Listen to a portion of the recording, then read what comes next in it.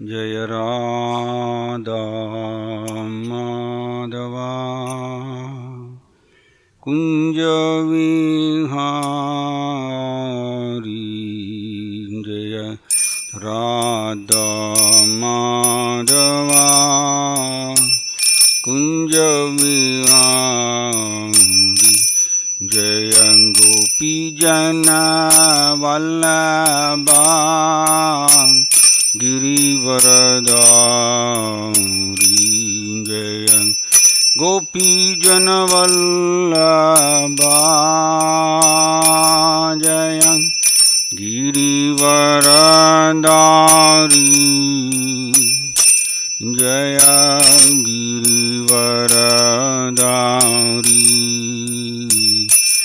हे यशोदनन्दन व्रज जनरञ्जन यशोदनन्दन व्रज जनरञ्जन यशोदनन्दना व्रज जनरञ्जन यशोदन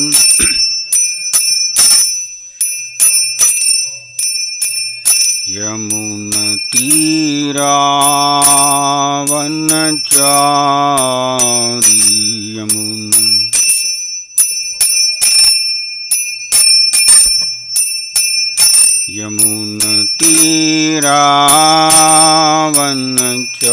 यमुनतीरावनचारी यमुना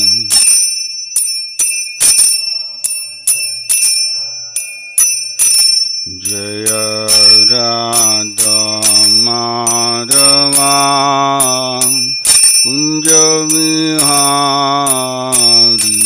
जय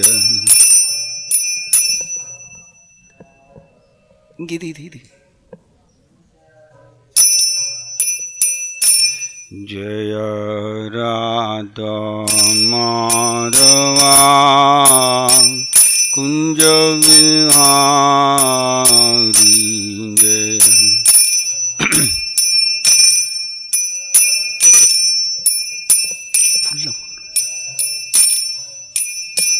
फुल போட்டுருங்க फुल जय ओम Vishnupad Paramhans परिव्रजकाचार्य अष्टोत्तर सुदश्री Shrimad His Divine Grace अभय चरणारविंद भक्ति वेदांत स्वामी शिल प्रभुपाद की जय।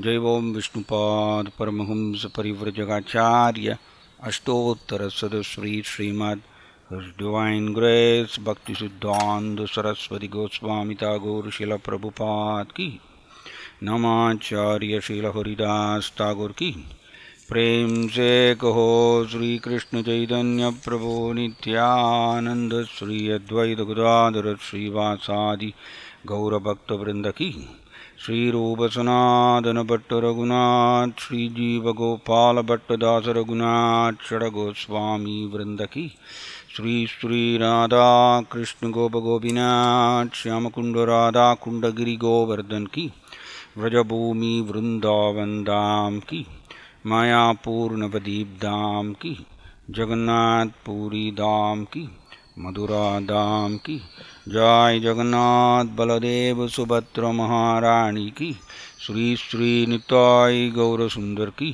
श्री श्री प्रहलाद नरसिंहदेव भगवान की श्री श्री राधा माधव की श्री कृष्ण भगवान की हरे कृष्ण महामंत्र की हरिनाम संकीर्तन यज्ञ की जय श्री वामन देव आविर्भावा तिथि महोत्सव की जय श्री वामन जयंती महोत्सव की पतित पावन शील प्रभुपाद की निताय गौर प्रेमानंदे।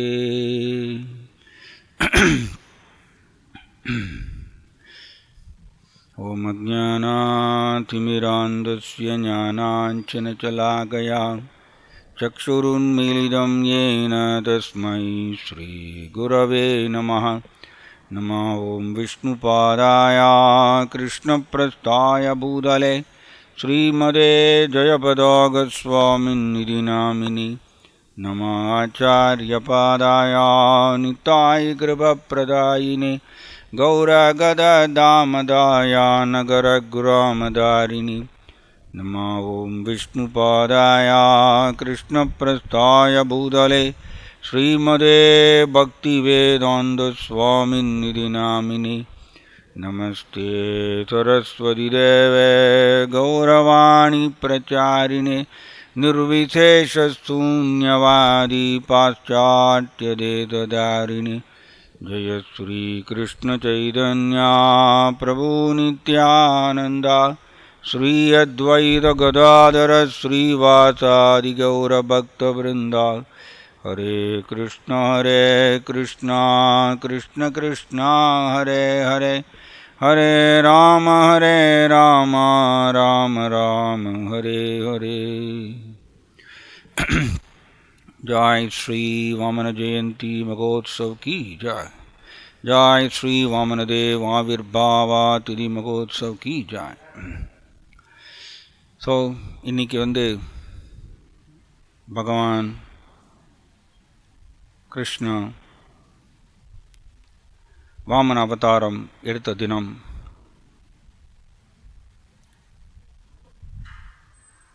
ஸோ வாமன ஜெயந்தின்னு சொல்லுவோம். ஸோ இந்த வாமன ஜெயந்தி மகோத்சவம் ஸ்ரீமத் பாகவதத்தில் ஸ்ரீல சுகதேவ கோஸ்வாமி ரொம்ப விளக்கமாக இதை வர்ணிக்கின்றார். அதனுடைய சுருக்கம் நம்ம இன்றைக்கி பார்க்கலாம். அதாவது தேவர்களுக்கும் அசுரர்களுக்கும் எப்பொழுதுமே சண்டை நடந்துகிட்டே இருக்கும். ஏன்னா அசுரர்கள் இந்த தேவலோக பதவியை பிடிக்க வேண்டுங்கிற இந்த ஆசையினால்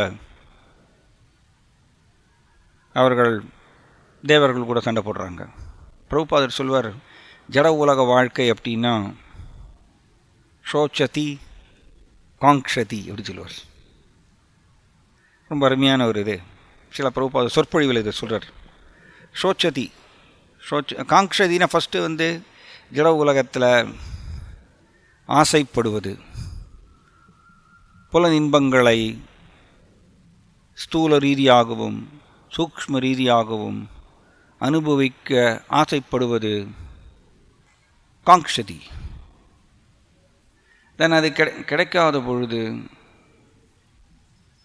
அது சோச்சதின்னா கிடைக்கலன்னு சொன்ன உடனே வருத்தம், புலம்பல், கவலை. ஸோ பிரபுபாதர் ரொம்ப அழகாக சொல்வார், ஜட உலகத்தினுடைய கொள்கையே இந்த ரெண்டு தானம்மா, காங்க்ஷதி சோச்சதி.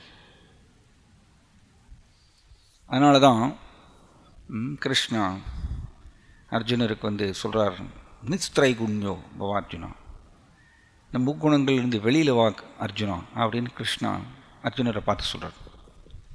ஸோ நாம் முக்குணங்களுடைய பிடியில் இருக்கிற வரைக்கும் இந்த காங்க்ஷதி சோஷதி ரெண்டும் மாறி மாறி வந்துகிட்டே இருக்கும்.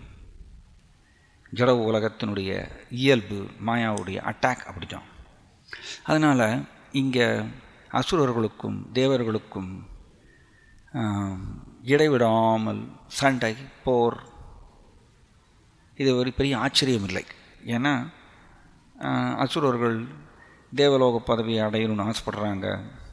அதே மாதிரியே தேவர்களும் தேவலோக பதவியை தக்க வைத்து கொள்ளணும்னு ஆசைப்படுறாங்க. ஸோ காங்க்ஷதி, அதனால் சண்டை. ஸோ அப்போ நாம் அனுபவிக்கணுங்கிற இந்த ஆசை காங்க்ஷதி, இதை நம்ம விட்டுட்டோன்னா தென் சோச்சதி கிடையாது.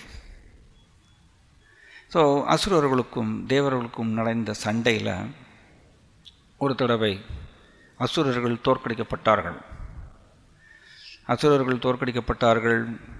அண்ட் அசுரர்களுடைய தலைவன் பலி மகாராஜா கொல்லப்பட்டார். அந்த போரில் பலி மகாராஜா கொல்லப்பட்டார். ஸோ மீதி இருக்கக்கூடிய அசுரர்கள் என்ன பண்ணுறாங்கன்னா, இந்த இறந்து போன உடலை, பலி மகாராஜாவுடைய கை காலெலாம் கட்டாக இருக்குது, அவர் இறந்து போயிருக்கார். அந்த இறந்து போன உடலை கை கால் எல்லாத்தையும் ஒட்ட வைத்து சேர்த்து வைத்து அதை கொண்டு போய் சுக்கராச்சாரியார் பலி மகாராஜாவுடைய, அதாவது அசுரர்களுடைய குரு சுக்கராச்சாரியர்கிட்ட கொண்டு போய் இந்த இறந்து போன உடலை கை காலெல்லாம் ஒட்ட வச்சு கொண்டு போய் படுக்க வைக்கிறாங்க. சுக்கராச்சாரியார் பலி மகாராஜாவுக்கு திரும்பவும் உயிர் கொடுக்குறார். சஞ்சீவினி மந்திரம், அவ்வளவு சக்தி வாய்ந்த பிராமணர்களாக அந்த காலத்தில் இருந்தாங்க. ஆக்சுவலி சில வியாசதேவர் இதை பார்க்குறார். கலியுகத்தில் மக்கள் அவங்களுடைய மக்கள் இந்த சக்தி அற்றவர்களாக இருப்பார்கள்.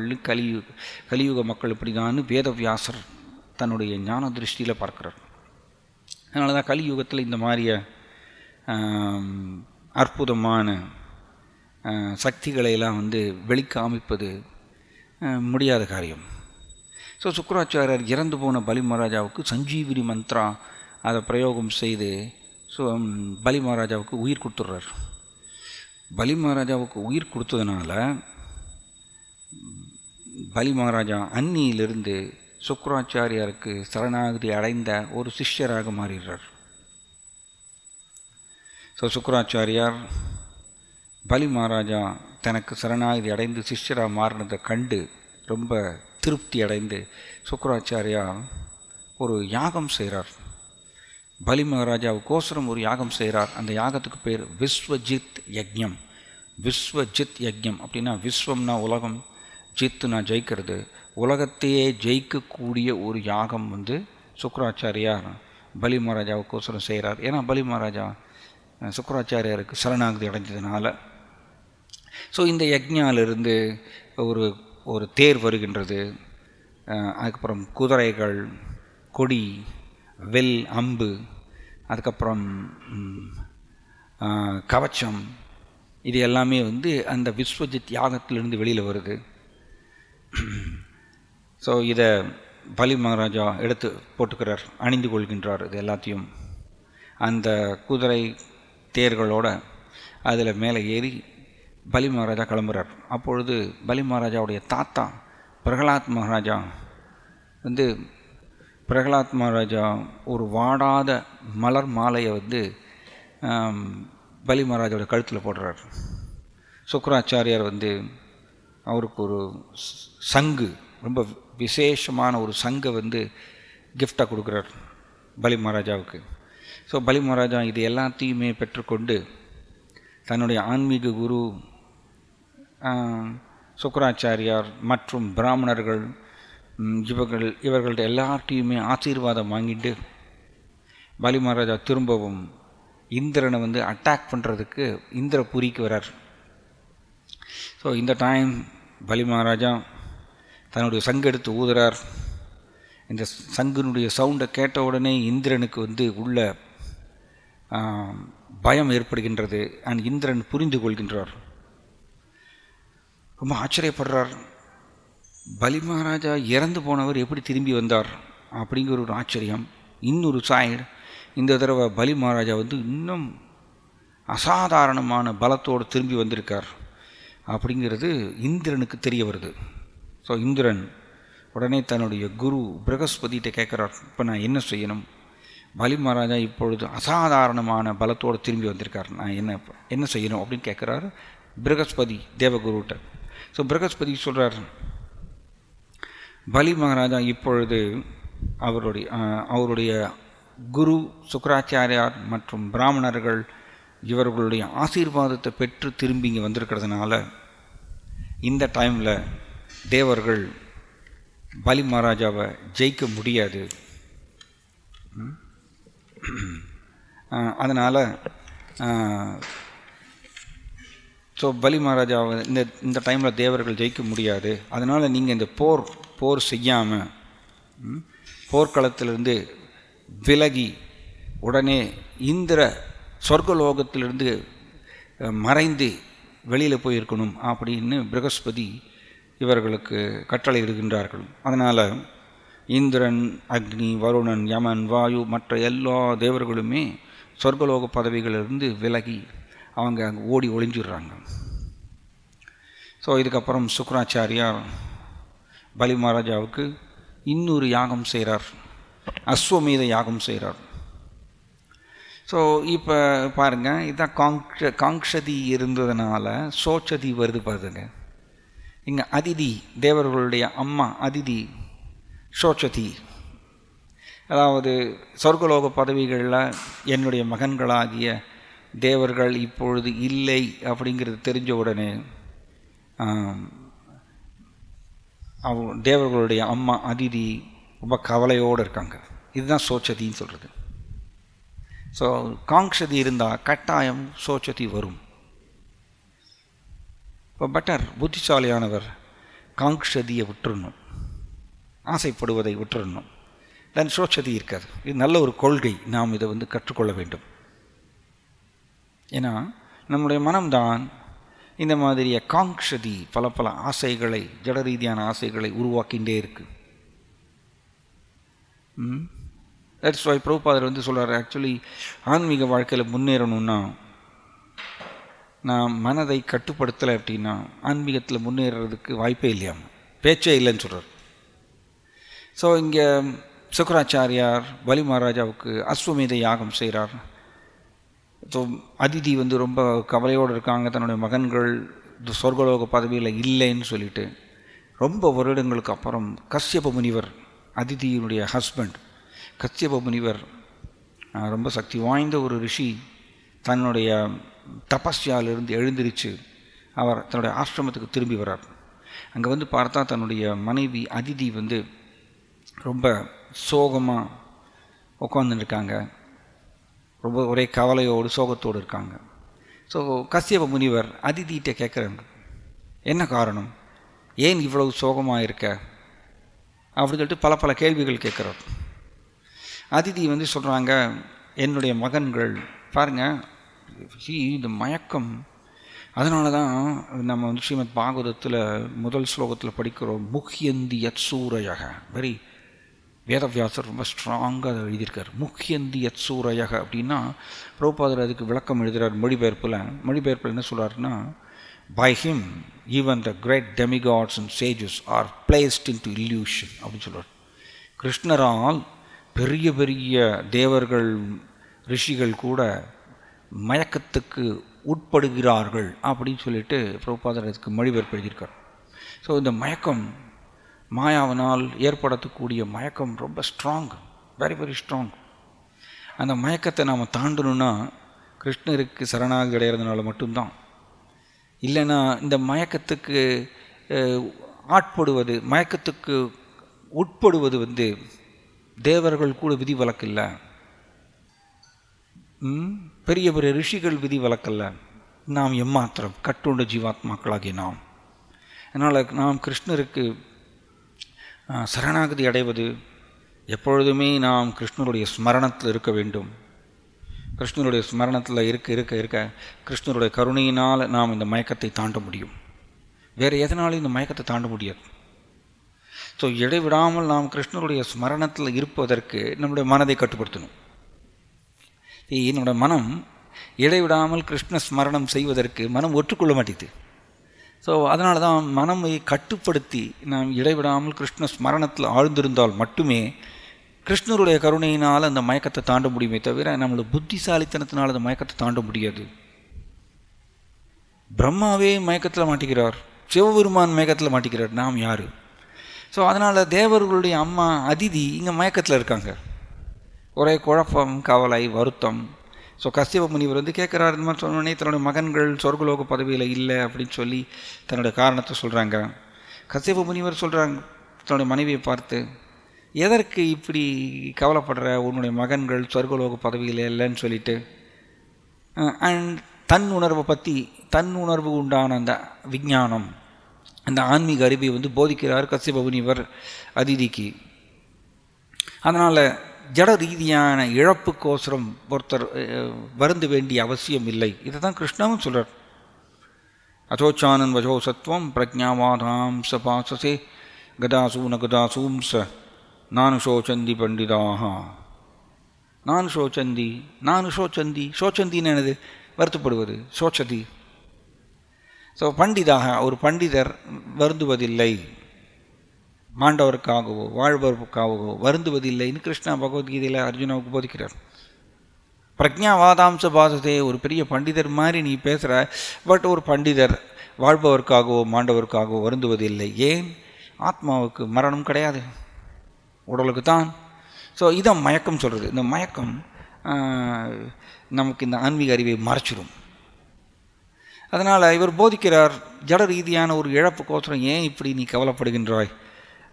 தன்னுணர்வை பற்றி இந்த ஆன்மீக அறிவை போதிக்கிறார் கஸ்யப முனிவர் அதிதிக்கு. ஆனால் அதிதிக்கு உள்ளே போகலையாம்மா. பாருங்கள், அதிதி தேவர்களுடைய அம்மா.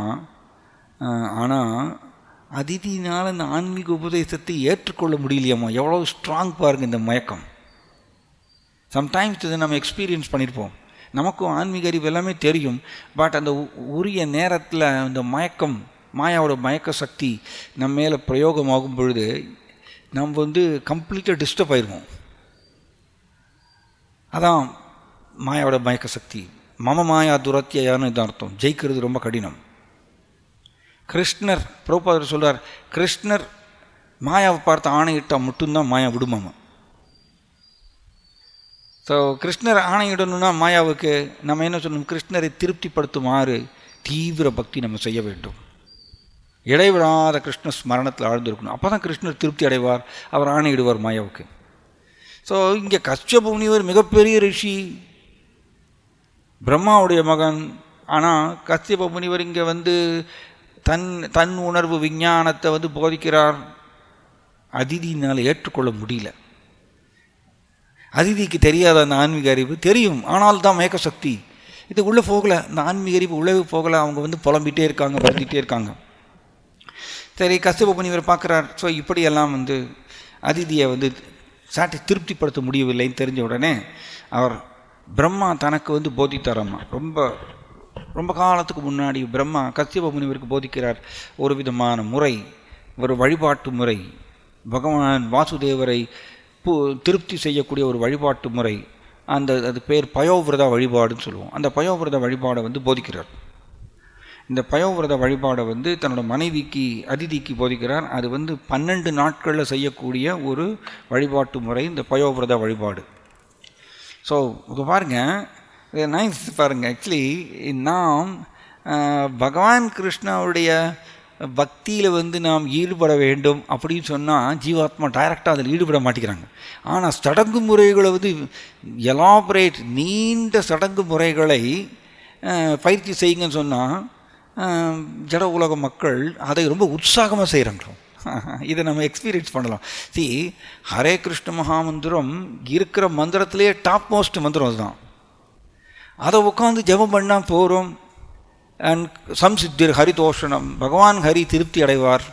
பகவான் ஹரி திருப்தி அடைந்தாச்சுன்னா அதுக்கு மேலே வேறு என்ன ஒரு அடைய வேண்டிய ஒரு இலக்கு என்ன இருக்குது? ஒன்றும் இல்லை. ஆனால் இதை ரொம்ப பண்ண சொன்னால் நம்மளுடைய மனம் இதை ஒத்துக்காது. ஆனால் நீண்ட சடங்கு முறைகள், வேதத்தில் இருக்கக்கூடிய சடங்கு முறைகளை செய்யணும்னு சொன்னால் அதுக்கு ரொம்ப உற்சாகத்தோடு நம்ம முன் செய்வோம். இதே மாதிரி தாங்க அதிதியும். இங்கே கஸ்யப முனிவர் முதல்ல போதிக்கிறார், தன்னுணர்வு விஞ்ஞானத்தை போதிக்கிறார். எதுலேயும் பாதிக்கப்பட வேண்டிய அவசியம் இல்லை என்ன போதிக்கிறார். ஆனால் அவ்வளவு எளிமையானது. சிம்பிளி அதை தெரிந்து கொண்டாலே போரும், அந்த மயக்கத்திலிருந்து விடுபடலாம். ஆனால் அதிதி அதுக்கு ஒத்துக்க மாட்டேங்கிறாங்க. நீண்ட இந்த பயோவிரத வழிபாட்டு முறையை செய்யறதுக்கு அதிதி ஒத்துக்கிறாங்க. ரொம்ப உற்சாகமாக செய்கிறாங்களாமா. ரொம்ப ஸ்ட்ரிக்டாக பயோவிரதம். பயோன்னா பால், 12 நாட்கள் வெறும் பால் மாத்திரம் குடிச்சிட்டு ஒரு வழிபாட்டு முறை. ஸோ இந்த பயோவிரத வழிபாட்டு முறையை ரொம்ப ஸ்ட்ரிக்டாக சீரியஸாக அதிதி பகவான் வாசுதேவரை நோக்கி கடைபிடிக்கிறாங்க. பகவான் வாசுதேவர் ரொம்ப கருணை உள்ளவர். அவருக்கு தெரியும் மாயாவோட மயக்க சக்தி எவ்வளவு பிரம்மாண்டமானதுங்கிறது கிருஷ்ணருக்கு தெரியும். அதனால் அதிதி தன்னை நோக்கி தானே பயோவிரத வழிபாடை செஞ்சிருக்காருன்னு சொல்லிட்டு திருப்தி அடைந்து பகவான் வாசுதேவர் அதிதிக்கு முன்னாடி தோன்றுகின்றார். அதிதிக்கு முன்னாடி தோன்ற உடனே ஒரு நைஸ் பாயிண்ட். ஆக்சுவலி அதிதி பகவான் வாசுதேவரை பார்த்த உடனே உன்னத பிரேமை நிலைக்கு போகிறாங்களாம். உன்னத பிரேமை நிலைக்கு போகிறாங்க அதிதி. அண்ட் அவர்கள் அதிதியுடைய நாக்கு தழுதழுக்கிறது, தொண்டை அடைக்கிறதாமா. அதிதியுடைய கண்களிலிருந்து தாரையாக தண்ணீர் வருது, மயிர்கால்கள் கூச்செறியறது. ஸோ உன்னத பிரேமை நிலைக்கு போகிறாங்களாமா பகவான் வாசுதேவரை பார்த்த உடனே. ஸோ பலவாறு அதிதி பகவான் வாசுதேவரை புகழறாங்க, பிரார்த்தனை செய்கிறாங்க. ஆனாலும் அதான் பாயிண்ட், இது வெரி நைஸ் பாயிண்ட். இந்த உள்ளே இந்த அனுபவிக்கணுங்கிற ஸ்வபாவம் உள்ளே இருக்கிற வரைக்கும் அது திரும்ப திரும்ப திரும்ப நம்மளை புஷ் பண்ணுவோமா, உந்தி தள்ளுவோமா ஜட உலக செயல்களை செய்வதற்கு. ஸோ அதிதி இங்கே பகவான் வாசுதேவரை நோக்கி உன்னத பிரேமி நிலை அடைகிறாங்க. பார்த்த தரிசனம் செய்த உடனே பிரார்த்தனை செய்கிறாங்க. அப்போ அப்படியே ஆன்மீகத்திலே திளைத்திருக்கலாம் இல்லையா, கிருஷ்ண உணர்விலே திளைத்திருக்கலாமே. கடைசியில் ஒரு பெட்டிஷன் போடுறாங்க. அதான் ஜட ரீதியான ஆசை, காங்ஷதி. பகவான் வாசுதேவர்கிட்ட கடைசியாக ஒரு பெட்டிஷன் போடுறாங்க, என்னுடைய மகன்கள் திரும்பவும் சொர்க்கலோக பதவிகளை அடைய வேண்டும். இதுதான் என்னுடைய மகன்கள்னு சொல்கிறது அறியாமை. ஆக்சுவலி அறியாமை பாருங்க. அதிதி தன் வயிற்றிலிருந்து வந்த மகன்கள் தேவர்கள், அதனால் என்னுடைய மகன்கள். திதியுடைய வயிற்றிலிருந்து பிறந்த மகன்கள் தைத்தியா அசுரர்கள், அவங்க என்னுடைய மகன்கள் அல்ல. இதுதான் நாம் ரிஷபதேவர் இதை போதிக்கிறார். ஜனசிய மோகோயம் அகம் மமேதி. என்னுடைய வயிற்றிலிருந்து வந்தவர் என்னுடைய குழந்தை, பக்கத்து வீட்டுக்கார குழந்தை நான் அந்த அளவுக்கு அஃபெக்ஷன் காமிக்க மாட்டேன். ஸோ இதுதான் மாயாவோட மயக்க சக்தி. இது தேவர்களுடைய அம்மாவுக்கே போகலை அப்படின்னா நம்மளாம் ஏமாத்திரம் தெரிஞ்சுக்கலாம் இதை. அதனால தான் நாம் கிருஷ்ணர்கிட்ட யாசிக்க வேண்டும். இடைவிடாமல் நாம் கிருஷ்ணர்கிட்ட பிரார்த்தனை செய்து அவர்கிட்ட சரணாகதி அடைகிறோம். உங்களுடைய மயக்க சக்தியை என் மேல் பிரயோகம் செய்யாதீங்க அப்படிங்கிறது நம்ம கிருஷ்ணர்கிட்ட ப்ரே பண்ணிகிட்டே இருக்கணும். கிருஷ்ணர் விரும்பினால் மட்டும்தான் நாம் மாயாவை தாண்ட முடியும். ஸோ பகவான் வாசுதேவர் ரொம்ப கருணை உள்ளவர், அவர் எல்லா ஜீவாத்மாக்களுக்கும் தந்தை. அதனால் அதிதியுடைய ஆசையை புரிந்து கொள்கிறார். ஸோ பகவான் வாசுதேவர் என்ன சொல்கிறார், ஓகே ரைட், நான் இங்கே பகவான் வாசுதேவர் அதிதிக்கு முன்னாடி 4 கைகளோடு தோன்றுகின்றாராம்மா.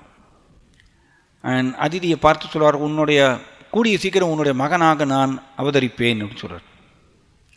ஸோ இந்த வாக்கு கொடுத்ததுக்கப்புறம் பகவான் வாசுதேவர் அதிதியினுடைய வயிற்றிலிருந்து பகவான் வாசுதேவராக 4 கைகளுடைய ரூபம், சங்கு சக்கரை கதை தாமரையை ஏந்தி கொண்டு 4 கைகளுடைய ரூபமாக அதிதியுடைய வயிற்றிலிருந்து வெளியில் வர்றார். ஸோ எல்லாரும் பார்த்து அப்படியே பிரமித்து நிற்கிறாங்க. கஸ்யப முனிவர், அதிதி, மற்ற தேவர்கள் எல்லோருமே பார்த்து பிரமித்து நிற்கிறாங்க பகவானுடைய தெய்வீக அழகை பார்த்து. அவர்கள் பார்த்துட்ருக்கும் பொழுதே இங்கே ஆக்சுவலி பகவான் வாசுதேவருடைய தெய்வீக ரூபம் எப்படி இருந்ததாமா, பிளாக் கலரில் இருந்ததாமா. அவருடைய அங்க கலர் பிளாக் கலரில் இருந்ததாமா. அண்ட் அவர் எல்லோ சில்க் மஞ்சள் பட்டாடை அணிந்திருந்தார் பகவான் வாசுதேவர். இப்படி பகவான் வாசுதேவர் ஒரு சுபகரமான வேளையில் தோன்றினாராம்மா. இன்னைக்கு ஸ்ராவண துவாதசி, இன்றைக்கி தான். ஸோ இன்றைக்கி ஸ்ராவண துவாதசின்னு சொல்லுவோம்.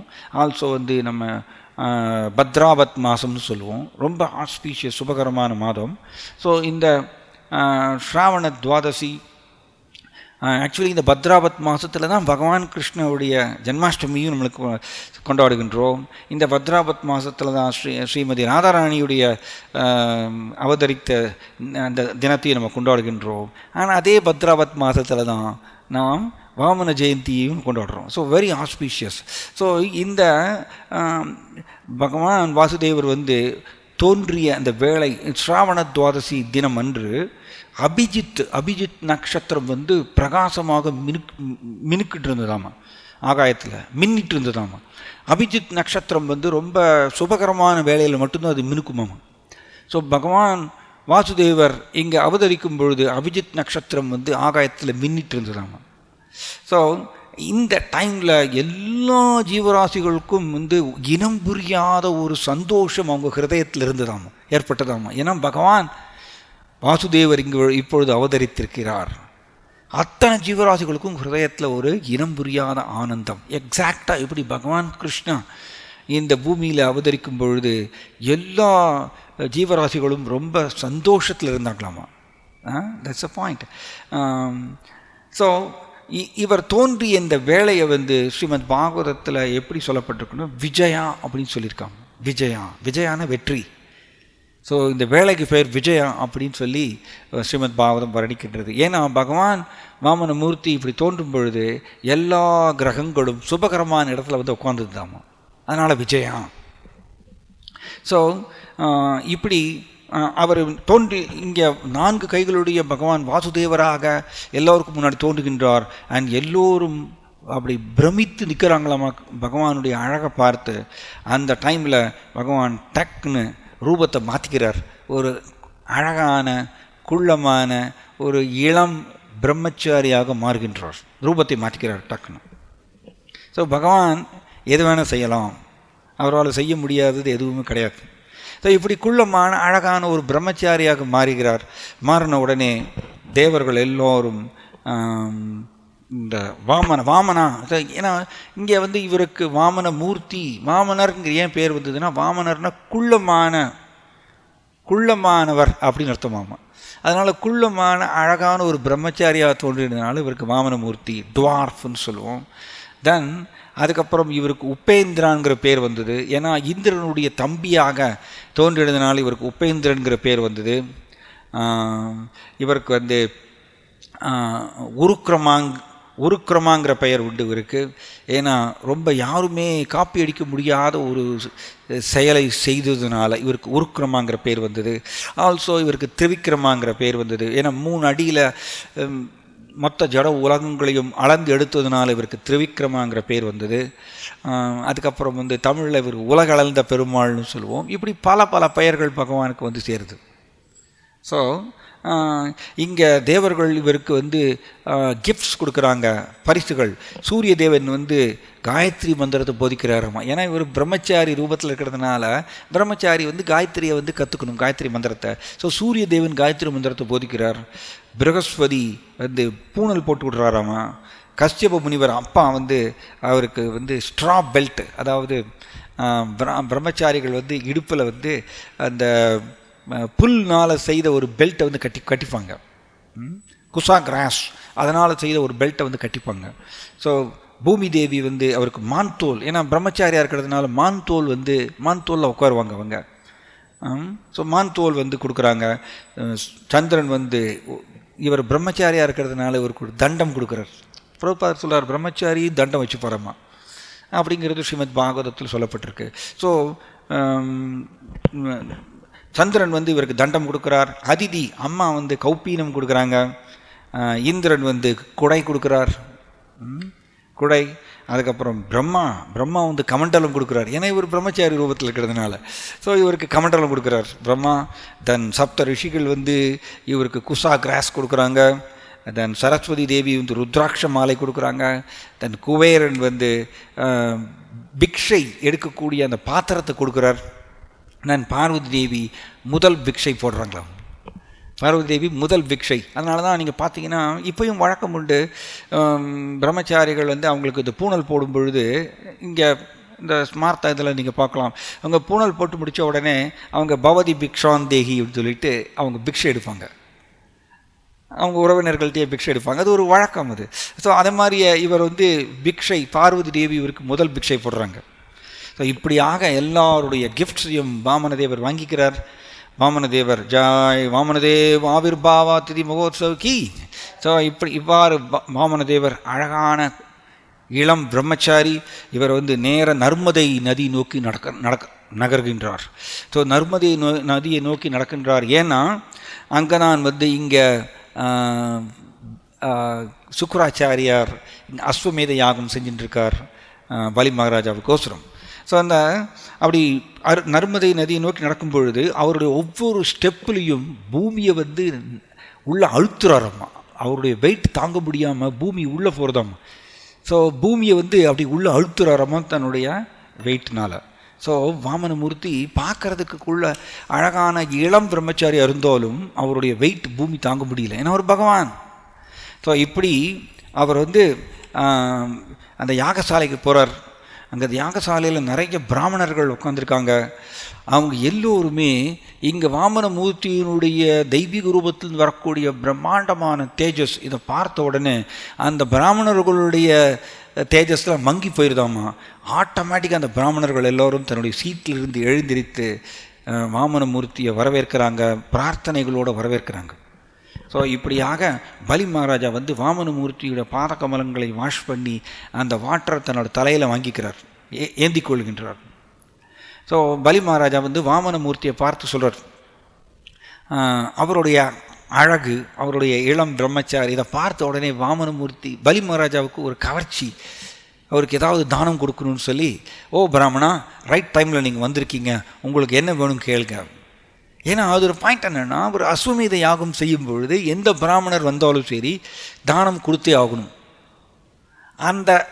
அந்த வேலையை பயன்படுத்தி கொண்டு வாமனமூர்த்தி ரைட் டைமில் அங்கே வர்றார். இவரை தானம் கேட்டால் மாட்டேன்னு சொல்ல முடியாது. ஸோ இவர் வரார். ஸோ இவர் கேட்குறார், பலி மகாராஜா உனக்கு என்ன கொடுக்கணும்னு. அவருக்கு பலி மகாராஜாவுக்கு வாமனமூர்த்தியை பார்த்த உடனே ஏதாவது கிஃப்ட்ஸ் கொடுக்கணும், அவருக்கு தானம் கொடுக்கணும்னு ரொம்ப ஆசைப்படுறார். ஏன்னா அவருடைய அழகு அப்படி கண்ணை பறிக்கிறதாம்மா.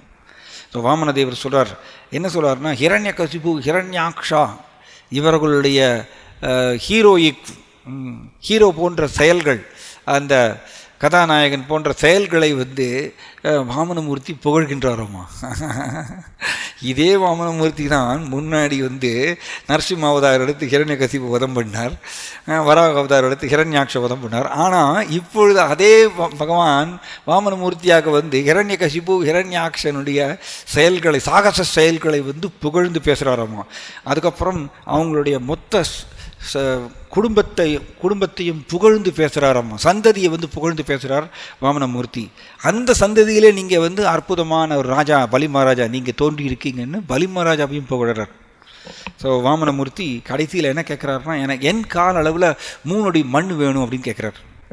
ஸோ அண்ட் வாமனமூர்த்தி சொல்கிறார், ஒரு வெரி இம்பார்ட்டன்ட், வாமனமூர்த்தி பகவான் இல்லையா, அவர் கொடுத்த உபதேசம் நமக்கு எல்லாருக்கும் நிரந்தரமாக பொருந்தும். அவர் என்ன சொல்வார், ஒரு பிராமணா தேவைக்கு அதிகமாக தானம் வாங்கக்கூடாதாம்மா. எவ்வளவு தேவையோ அந்த அளவுக்கு தான் அவர் தானம் வாங்கி கொள்ளலாம் அப்படின்னு சொல்கிறார். இதை நம்ம ஆக்சுவலி ஸ்ரீ சைத்தன்ய சரித்தாமிரத்துலையும் படிக்கிறோம். மிருகாரிக்கு வந்து நாரத முனிவருடைய கருணையினால் டெய்லி ஏகப்பட்ட உணவு வந்துகிட்டே இருந்ததாம்மா. தன் பிற்காலத்தில் மிருகாரி நாரத முனிவரை சந்திக்கும் பொழுது அவர் என்ன சொன்னாராம்மா, ஓ நாரத முனிவரே, உங்களுடைய கருணையினால் எனக்கு ஏகப்பட்ட நபர்கள் சாப்பிடக்கூடிய உணவு பதார்த்தங்கள் வந்து சேருகின்றது. எனக்கு இவ்வளோ வேண்டாம், எனக்கும் என்னோட மனைவிக்கும் மட்டும் போதுமான அளவுக்கு இந்த உணவு பதார்த்தம் வந்தால் போகும். நீங்கள் அதிக நபர்களுக்கு உண்டான உணவு பதார்த்தங்களை அனுப்புகிறீங்க, இது இவ்வளோ வேண்டாம்னு சொல்லிட்டு மிருகாரி வந்து நாரத முனிவர்கிட்ட வேண்டுகின்றார். இதை வந்து நாரத முனிவர் அப்ரூவ் பண்ணுறார் மிருகாரியுடைய நடத்தையை. So this is important actually. இங்கே வாமனமூர்த்தியும் சொல்கிறார், ஒரு பிராமணா தன்னுடைய தேவைக்கு அதிகமாக பொருளை சேர்த்து வைக்கக்கூடாதாம்மா. அப்படி சேர்த்து வைத்தால் என்னாகுமாம்மா, அவர் பாவச் செயலில் ஈடுபடுவார்னு சொல்லிட்டு வாமனமூர்த்தி சொல்கிறார். ஸோ இது வந்து நமக்கு எல்லாருக்குமே நிரந்தர உபதேசம். இதை தான் ஸ்ரீல ரூபகோஸ்வாமி அத்தியாகார பிரயாசஸ்சு அப்படின்னு சொல்லிட்டார். தேவைக்கு அதிகமாக பொருள் சேர்த்தால் பக்திர் சத்பிர் பக்திர் வினஷ்யதி, பக்தி அழிந்துரும். இது ஷோர், இது வந்து நிரந்தர கொள்கை.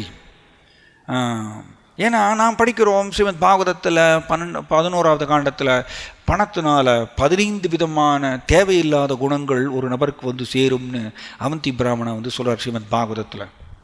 கட்டாயம் அது வந்து அந்த 15 விதமான தேவையில்லாத குணங்கள் ஒருத்தருக்கு வந்து சேரும், அது டிஸ்டர்ப் பண்ணும் எல்லோரையும்.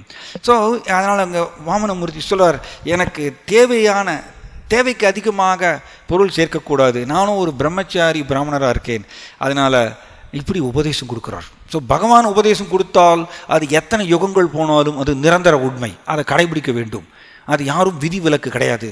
So this is very important. So பலி மகாராஜா சொல்கிறார், ஓ நீ ஒரு சின்ன இளம் பாலகன், உனக்கு வந்து சாமர்த்தியம் இல்லை, உன்னுடைய புத்தி வந்து பெரிய அளவில் வந்து விருத்தி ஆகவில்லை, உனக்கு வந்து அந்த சாமர்த்தியம் இல்லை, உனக்கு என்ன தேவைங்கிறது கேட்கறதுக்கு உனக்கு சாமர்த்தியம் இல்லை.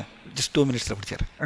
ஸோ அதனால் நான் 3 உலகங்களுக்கும் ராஜா, ஸோ நான் உனக்கு ஒரு பெரிய தீவையே கொடுக்கறதுக்கு நான் தயாராக இருக்கேன், அதனால் திரும்பவும் நான் உனக்கு சொல்கிறேன், உன்னை யோசித்து கேள். ஸோ வாமனமூர்த்தி என்ன சொல்கிறாருன்னா, திரும்பவும் பல உபதேசங்கள் சொல்கிறார். அண்ட் வாமனமூர்த்தி கன்வின்ஸ் பண்ணுறார் பலி மகாராஜாவை, எனக்கு 3 அடி மண் போகிறோம் அப்படின்னு சொல்லி. ஸோ இந்த டைமில் சுக்கராச்சாரியார் என்ன பண்ணுறார், வாமனமூர்த்தி இந்த இளம் பாலகன் பகவான் விஷ்ணுன்னு தெரிஞ்சுக்கிறார் சுக்கராச்சாரியார். அதனால் இந்த தானம் கொடுக்கறதுக்கு சுக்கராச்சாரியார் வந்து தடுக்கிறார், பலி மகாராஜாவை வந்து தடுக்கிறார், நீ தானம் கொடுக்கக்கூடாது அப்படின்னு. ஸோ இந்த மாதிரிய சுக்கராச்சாரியார் வந்து ரொம்ப அருமையான ஒரு இதெல்லாம் சொல்வார். என்னென்னா, இவர் 3 அடி மண் நீ கேட்டிருக்கார். இந்த 3 அடியில் அவர் வந்து 2 அடியில் மேல் உலகங்களையும் கீழ் உலகங்களையும் அளந்து எடுத்துருவார். அதனால் இவருக்கு நீ தானம் கொடுக்க வேண்டாம். சாஸ்திரத்திலிருந்து மேற்கோள் கொடுக்குறார் சுக்கராச்சாரியார். தானம் வந்து கொடுக்கும் பொழுது தன்னுடைய ஜீவனத்துக்கே அபாயம் அப்படின்னா அந்த மாதிரி தானம் கொடுக்க வேண்டாம் அப்படின்னு சொல்லிட்டு மேற்கோள்கள் கொடுக்குறார் சுக்கராச்சாரியார். ஸோ பல இது மேலும் சொல்லார் சுக்கராச்சாரியார், தானம் கொடுக்கும்போது நீ ஓம்ங்கிற வார்த்தை சொல்லவில்லை. ஓம்ங்கிற வார்த்தையை சொல்லும் பொழுது நான் கொடுக்கக்கூடிய பொருளிலிருந்து நாம் பற்றின்மையை வளர்த்து கொள்ள முடியும். ஸோ நீ ஓம்னு சொல்லாததுனால உன்னுடைய தானம் செல்லுபடியாகாது. அதனால் நீ திரும்பி வாங்கி கொள்ளலாம் உன்னுடைய வாக்கை அப்படின்னு நிறைய விதத்தில் ஆர்கியூ பண்ணுறார். ஆனால் பலி மகாராஜா வந்து சொல்கிறார், நான் எப்படி ஒரு பிராமணருக்கு கொடுத்த ஒரு ப்ராமிஸை வந்து அதிலிருந்து அதை வந்து பிரேக் பண்ண முடியும்? நான் அப்படி சொன்னோன்னா, அப்படி நடந்து கொண்டால் ஒரு பிராமணருக்கு நான் வந்து பொய் சொன்ன மாதிரி ஆயிரும். ஸோ பொய் சொன்னவருடைய வெயிட்டை வந்து பூமி தேவி தாங்க மாட்டாங்க. அதனால் அவர் சொல்கிறார், நான் வந்து நரகத்துக்கு போகிறதுக்கு கூட நான் தயாராக இருக்கின்றேன். ஆனால் ஒரு பிராமணருக்கு நான் வந்து பொய் சொன்னதுக்கு அதை கண்டு நான் பயப்படுகின்றேன். பலி மகாராஜா அந்த மாதிரி சொல்கிறார். அதனால் மேலும் சொல்கிறார் பலி மகாராஜா, எப்படியா இருந்தாலும் நான் இறந்து போக போகிறேன். இறந்து போகும்பொழுது எல்லா விதமான ஐஸ்வர்யங்களையும் நான் இழக்க வேண்டும். அதனால் இறக்கிறதுக்கு முன்னாடி எல்லா விதமான ஐஸ்வர்யங்களையும் பகவான் விஷ்ணுவுக்கு திருப்திப்படுத்துவதற்கு பயன்படுத்தினால் அது ஒரு சிறந்த ஒரு சேவையாக அமையுமே அப்படின்னு பலி மகாராஜா ஆர்கியூ பண்ணுறார். இந்த வெரி பியூட்டிஃபுல் இது எல்லாமே. ஸோ மேலும் சொல்கிறார், மொத்த வேதங்களும் வந்து ஆக்சுவலி பகவான் ஜாய் ஜெகநாத் பலதேவ் சுபத்ரா மகாராணிக்கு. ஸோ மொத்த வேதங்களும் ஆக்சுவலி பகவான் விஷ்ணுவை வந்து வழிபாடு செய்வதற்கு வேதங்கள் வந்து சிபாரசு செய்கின்றது. அதை தான் நீங்களும் எனக்கு சொல்லி கொடுத்துருக்கீங்க. இப்பொழுது ஏன் நான் பகவான் விஷ்ணுவுக்கு என்னுடைய ஐஸ்வர்யங்களை அவருக்கு தானம் கொடுத்து அவரை திருப்தி பண்ணுவதற்கு ஏன் நீங்கள் தடுக்கிறீர்கள்னு கேட்குறார். பலி மகாராஜா இந்த மாதிரி கேட்குறார். மேலும் சொல்கிறார் பலி மகாராஜா, பகவான் எனக்கு இப்போ ஒரு தண்டனை கொடுத்தாலும் சரி, எனக்கு ரிவார்டு கொடுத்தாலும் சரி, நான் கொடுத்த வாக்கை பூர்த்தி செய்வேன் அப்படின்னு பலி மகாராஜா ஆர்கியூ பண்ணுறார். ஸோ பலி மகாராஜாவுடைய ஒரு இது என்னென்னா, இங்கே வாமனமூர்த்தி வந்து பகவான் விஷ்ணு உன்னுடைய எல்லாத்தையுமே எடுத்துருவார்னு சொன்னதுக்கு அப்புறமும் கூட அவர் தன்னுடைய வாக்கிலிருந்து பிறழவே இல்லையாமா. இந்த ஒரு நற்குணத்தை பயன்படுத்திக்கிறார் வாமனமூர்த்தி, பயன்படுத்தி அவரை ஆட்கொள்கின்றார். ஸோ ஜஸ்ட் 2 minutes இதை முடிச்சிடுறேன். சுக்கராச்சாரியார் வந்து இந்த டைமில் பகவான் வாமனமூர்த்தி சுக்கராச்சாரியருடைய ஹிருதயத்திலையும் தான் உட்கார்ந்துருக்கார். அதனால் பரமாத்மாவாக உட்கார்ந்துருக்கக்கூடிய பகவான் சுக்கராச்சாரியரை தூண்டுகின்றார். சுக்கராச்சாரியார் கோபத்தில் வந்து சாபம் கொடுக்கிறார். நான் உன்னுடைய ஆன்மீக குரு, என்னுடைய வாக்கை நீ மீறுகின்றாய், உனக்கு நான் சாபம் கொடுக்கின்றேன், கூடிய விரைவில் நீ எல்லா ஐஸ்வர்யங்களும் இழந்து விடுவாய் அப்படின்னு சொல்லிட்டு சுக்கராச்சாரியார் பலி மகாராஜாவை நோக்கி சாபம் கொடுக்கிறார். அப்போ கூட பலி மகாராஜா தன்னுடைய உறுதியிலிருந்து பிறழவே இல்லையாம்மா. இதுக்கு பேர் தான் ஏகேன மனசா தஸ்மாத் ஏகேன மனசா பகவான் சாத்வதாம் பதிகி ஸ்ரோதவ்ய கீர்த்திதவ்யஸ்ய தேய பூஜ்யஸ்ய நித்யதான். ஸ்ரீமத் பாகவதம் நம்மளுக்கு என்ன சொல்கிறதுன்னா, பகவான் கிருஷ்ணரை கீர்த்திதவ்யஸ்ய, கிருஷ்ணருடைய நாமத்தை நாம் ஜபம் செய்ய வேண்டும். தேய, கிருஷ்ணரை எப்பொழுதும் நினைத்து கொண்டிருக்க வேண்டும். பூஜ்யஸ்ய, கிருஷ்ணரை வழிபாடு செய்ய வேண்டும். ஸ்ரோத்தவ்ய, கிருஷ்ணருடைய புகழ் லீலைகளை கேட்க வேண்டும்.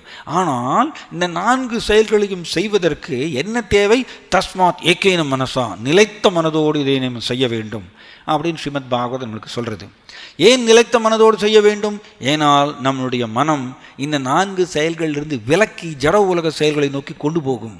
அதனால தான் நிலைத்த மனதோடு இதை செய்ய வேண்டும். ஸோ பலி மகாராஜா இங்கே திட உறுதியோடு வாமனமூர்த்திக்கு கொடுத்த வாக்கை பூர்த்தி செய்வேங்கிறதுல தீர்மானமாக இருக்கார். ஸோ பகவான் வாமனமூர்த்தி இதுக்கப்புறம் பிரம்மாண்டமான ரூபம் எடுக்கிறார். தன்னுடைய ரூபத்தினால அவர் பூமியை வந்து மறைத்து கொள்கின்றாராமா. அண்ட் மற்ற கிரகங்கள், ஆகாயம், திசைகள், கடல் எல்லாவற்றையும் மறைத்து கொள்கிறாராமா தன்னுடைய ரூபம் பெரிய பிரம்மாண்டமான ரூபம் எடுத்து. பலி மகாராஜா பார்க்குறார், இந்த பகவானுடைய விஸ்வரூபத்தில் எல்லாவற்றையுமே பலி மகாராஜா பார்க்குறாராமா. ஃபைனலி பகவான் வாமனமூர்த்தி என்ன பண்ணுறார், தன்னுடைய ஒரு அடினால் பூமியினுடைய மொத்த மேற்பரப்பையும் அளந்துடுறாராமா. அப்போ தன்னுடைய தன்னுடைய உடல்னால் திசைகள், இந்த ஆகாயம் திசைகள் இது எல்லாத்தையுமே தன்னுடைய உடல் மற்றும் கைகள்னால் அப்படி அகன்று விரித்து வச்சுக்கிறாராமா. தன்னுடைய 2வது அடியினால் பகவான் வாமனமூர்த்தி மேல் உலகங்களை ஃபுல்லாக அளந்து எடுத்துடுறார். ஸோ இப்போ மேல் உலகங்களை வந்து பகவான் வாமனமூர்த்தியுடைய தாமரை பாதம் மேல் உலகங்கள் நோக்கி போகும் பொழுது பிரம்மா, சத்தியலோகத்தில் இருக்கக்கூடிய பிரம்மா உடனே கமண்டலத்தை எடுத்துகிட்டு வந்து பகவான் வாமனமூர்த்தியுடைய பாதகமலங்களை வாஷ் பண்ணுறாராமா. அந்த வாஷ் பண்ண வாட்டர் தான் கங்கா அப்படின்னு சொல்லிட்டு நம்ம சொல்கிறோம். ஸோ இது இப்படி 3வது அடி பகவான் வாமனமூர்த்தி 3வது அடி வைக்கிறதுக்கு இடம் இல்லாததுனால பலி மகாராஜாவை வந்து கருடன் வந்து அரெஸ்ட் பண்ணிடுறார். கருடன் வருண தேவருடைய கயிறை வைத்து கருட தேவர் வந்து பலி மகாராஜாவை அரெஸ்ட் பண்ணி கொண்டு வந்து நிறுத்துறார். அப்பொழுது பகவான் கேட்குறார் வாமனமூர்த்தி, 3வது அடி நான் எங்கே வைப்பேன் அப்படி கேட்குறார். ஸோ பலி மகாராஜா தன்னுடைய வாக்கை பூர்த்தி செய்ய முடியவில்லை. அதனால் பகவான் வாமனமூர்த்தி என்ன சொல்கிறார், நீ சுதல லோகத்துக்கு நீ போக வேண்டும் சொல்கிறார். இந்த டைமில் பலி மகாராஜா பாருங்கள், அப்போ அவர் வேண்டுறார் பகவான்கிட்ட. Very beautiful. பகவான்கிட்ட என்ன வேண்டுறாருன்னா, ஓ பகவான், நீங்கள் வந்து நான் உங்களுக்கு பொய் சொன்ன மாதிரி ஆயிடக்கூடாது, அதனால் தயவு செய்து நான் கொடுத்த வாக்கை பூர்த்தி செய்வதற்கு நீங்கள் கருணை வழங்க வேண்டும். அதனால் தயவு செய்து உங்களுடைய 3வது அடியை என்னுடைய தலையில் வைக்குமாறு நான் வேண்டி கேட்டுக்கொள்கின்றேன்னு சொல்லிட்டு அவரை வந்து பிரார்த்தனை செய்கிறாராமா பலி மகாராஜா வாமனமூர்த்தியை நோக்கி. So this is complete surrender. இதுதான் ஆத்ம நிவேதனம்னு இதான் அர்த்தம். ஆத்ம நிவேதனம்னா என்னென்னா, பலி மகாராஜா தன்னுடைய எல்லா உடைமைகளையும் வாமனமூர்த்திக்கு அர்ப்பணித்தார், ப்ளஸ் தன்னையும் சேர்த்து கொடுத்தார் பகவானுக்கு. அதனால் ஆத்ம நிவேதனுக்கு சிறந்த உதாரணம் பலி மகாராஜா. ஸோ இதனால் பிரம்மா உடனே கீழே இறங்கி வரார், பிரகலாத் மகாராஜா கீழே இறங்கி வரார். பிரம்மா கேட்குறார், ஓ பகவான் வாமனமூர்த்தி, அவர் தான் உங்களுக்கு எல்லாவற்றையும் சரணாகதி செஞ்சுட்டாரே, தன்னுடைய உடைமைகளை உங்கள்கிட்ட கொடுத்துட்டார், ப்ளஸ் தன்னையும் சேர்த்து உங்களுக்கு கொடுத்துட்டார், இனியும் நீங்கள் ஏன் அவரை அரெஸ்ட் பண்ணி வச்சுருக்கீங்க? பிரம்மாவுக்கு தாங்க முடியலையாமா. பலி மகாராஜா எல்லாத்தையும் பொறுத்து கொண்டு அமைதியாக பணிவாக இருக்கார். பிரம்மாவுக்கு தாங்க முடியல, வாமனமூர்த்திகிட்ட பிரார்த்தனை பண்ணுறார், தயவு செய்து நீங்கள் அவரை வந்து அரெஸ்ட் பண்ணி வச்சுருக்கீங்க, அதை ரிலீஸ் பண்ணுங்கள், அவர் ஏன் நீங்கள் இன்னமும் தண்டிக்கிறீங்க? அவர் தான் உங்களுக்கு முழுக்க சரணாகதி அடைஞ்சிட்டாரே. பிரம்மா வந்து பிரார்த்தனை பண்ணுறார். The very beautiful. பிரம்மா வந்து சிபாரிசை செய்கிறார் பலி மகாராஜாவுக்கு வாமனமூர்த்திகிட்ட. ஏன்னா பலி மகாராஜாவுடைய சரணாகதி அப்படிப்பட்டது. தென் பிரகலாத் மகாராஜா வந்து பகவான் வாமனமூர்த்தியை பிரார்த்தனை பண்ணுறார். ஃபைனலி பகவான் வாமனமூர்த்தி பலி மகாராஜாவுடைய இந்த சரணாகதியில் திருப்தி அடைந்து அவர் சுதல லோகத்தில் அவருக்கு ஒரு பிரம்மாண்டமான ஒரு ராஜ்யத்தை வந்து கொடுக்குறார். அந்த சுதல லோகத்தை வந்து பாதுகாக்கிறாராமா வாமனமூர்த்தி தன்னுடைய சுதர்சன சக்கரத்தை விட்டு. சுதர்சன சக்கரம் எப்பொழுதும் சுதல லோகத்தை பாதுகாக்கின்றதாமா, எதிரிகள் உள்ளே வரவிடாமல். பலி மகாராஜா இன்னமும் சுதல லோகத்தில் ஆட்சி புரிகின்றார். அண்ட் அந்த சுதல லோகத்தினுடைய வாயில் காப்பாளனாக வாமனமூர்த்தி இன்னமும் நிற்கிறாராமா, பாதுகாப்பு கொடுக்குறாராமா. காரணம், பகவான் வாமனமூர்த்தி பலி மகாராஜாவுடைய சரணாகதியில் திருப்தி அடைந்து இப்போ பிரேம வஸ்யான்னு சொல்கிற மாதிரியே அவர் பலி மகாராஜாவுடைய அன்புக்கு கட்டுப்பட்டு வாமனமூர்த்தி தானே ரொம்ப பணிவான சேவைகள் செய்கிறார். அவர் டோர் கீப்பராக நிற்கிறார், வாயில் காப்பாளர் நின்று பாதுகாப்பு கொடுக்குறார். அவருடைய சுதர்சன சக்கரம் நிரந்தரமாக சுதல லோகத்தை பாதுகாக்கின்றதாமா எதிரிகளிலிருந்து. ஸோ அப்போ இதில் ஒரு பாயிண்ட் என்ன அப்படின்னா, பலி மகாராஜா அசுரன் தான், பட் அவர் அசுரனாக இருந்தாலும் கூட யார் வேணா எப்பொழுது வேணா பகவான் கிருஷ்ணருக்கு சரணாகதி அடையலாம், அதுக்கு தடையே கிடையாது. இது இம்பார்ட்டன்ட் பாயிண்ட். பகவான் கிருஷ்ணருக்கு சரணாகதி அடைவது, கிருஷ்ணரை நோக்கி பக்தி செய்வது ஜீவாத்மாவுடைய பிறப்பு உரிமையாமா. வசிஷ்ட ரிஷி இந்த மாதிரி சொல்கிறார்.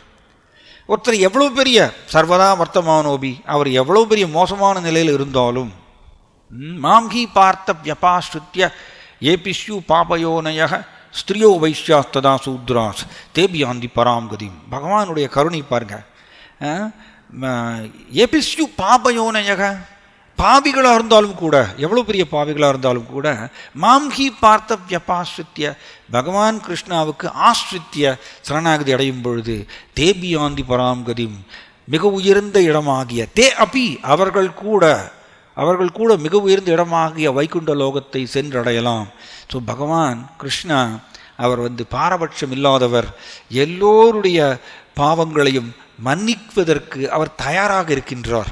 அதற்கு சிறந்த உதாரணம் பலி மகாராஜா. ஏகப்பட்ட பாவங்கள் செய்திருக்கார் பலி மகாராஜா. நிறைய அட்டூழியங்கள் முன்னாடி செஞ்சிருக்கார் அசுரனாக இருந்து. ஆனால் இப்பொழுது சரணாகதி அடைந்ததுனால பகவான் வாமனமூர்த்தி பலி மகாராஜாவை நிரந்தரமாக 12 மகாஜனர்களில் ஒரு பக்தராக அவருக்கு இடம் கொடுக்கின்றார். இது பகவானுடைய மன்னிக்கக்கூடிய ஸ்வபாவம், க்ஷமாசீலா அப்படின்னு சொல்கிறோம். இந்த மன்னிக்கக்கூடிய ஸ்வபாவத்தை நாம் இந்த வாமனமூர்த்தி லீலையிலிருந்து நாம் தெரிந்து கொள்ளலாம். ஸோ நாம் இந்த லீலையிலிருந்து நமக்கு கிடைக்கக்கூடிய பாடம் என்னென்னா, நாமும் கோடிக்கணக்கான ஜென்மங்களாக பல புலனின்ப காரியங்களில் ஈடுபட்டு கிருஷ்ணர்கிட்டருந்து விலகி இருக்கின்றோம். ஆனால் இப்பொழுது நாம் செய்த தவறை எண்ணி வருந்தி பகவான் கிருஷ்ணருக்கு கீழ்ப்படியும் பொழுது, அவரை மனப்பூர்வமாக ஏற்றுக்கொள்ளும் பொழுது கிருஷ்ணர் நமக்கும் விமோச்சனம் கொடுக்கின்றார், அவருடைய கருணையை நமக்கு வழங்குகின்றார். அதனால் நாம் கவலைப்பட வேண்டிய அவசியம் இல்லை. கிருஷ்ணருடைய இந்த கருணை மனப்பான்மையை நாம் எல்லாரும் அட்வான்டேஜ் எடுத்துக்கலாம். जय श्री वामनदेव आविर्भावा तिथि महोत्सव की जय. जय श्री वामन जयंती महोत्सव की जय. पतित पावन श्रील प्रभुपाद की जय. निताय गौर प्रेमानंदे.